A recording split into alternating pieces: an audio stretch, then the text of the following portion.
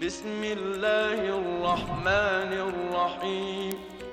حضرت سیدنا انس رضی اللہ تعالیٰ عنہ سے روایت ہے، نبی کریم صلی اللہ تعالیٰ علیہ وآلہ وسلم نے ارشاد فرمایا، مجھے قسم ہے اس ذات کی جس کے قبضہ قدرت میں میری جان ہے، بندہ اس وقت تک مومن نہیں ہو سکتا جب تک وہ اپنے بھائی کے لیے وہ چیز پسند نہ کرے جس کو وہ اپنے لیے پسند کرتا ہے۔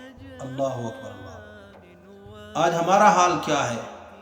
ہم اپنے لیے تو چاہتے ہیں کہ اچھی چیز ہو، آج ہم چاہتے ہیں ہمارے لیے بہتر ہو، بس میرا اچھا ہو، میرا بھلا ہو، میرے لیے سب کچھ ٹھیک ہو، اور ہمارے مومن بھائی جیسے ہیں بس جانے دو۔ خود اپنے لیے اچھی چیز پسند کرتے ہیں اور اوروں کے لیے آج ہم اچھی چیز پسند نہیں کرتے، اپنے لیے خالص پسند کرتے ہیں، اوروں کے لیے جیسی بھی ہو، جو بھی ہو۔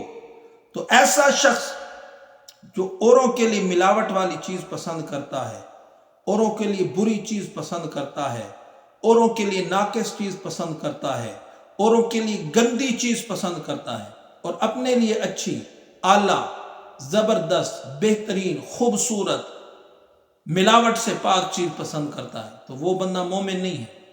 مومن وہی ہے جو اپنے لیے اچھی پسند کرتا ہے، تو مومن کے لیے، اپنے مومن بھائی کے لیے بھی اچھی پسند کرے۔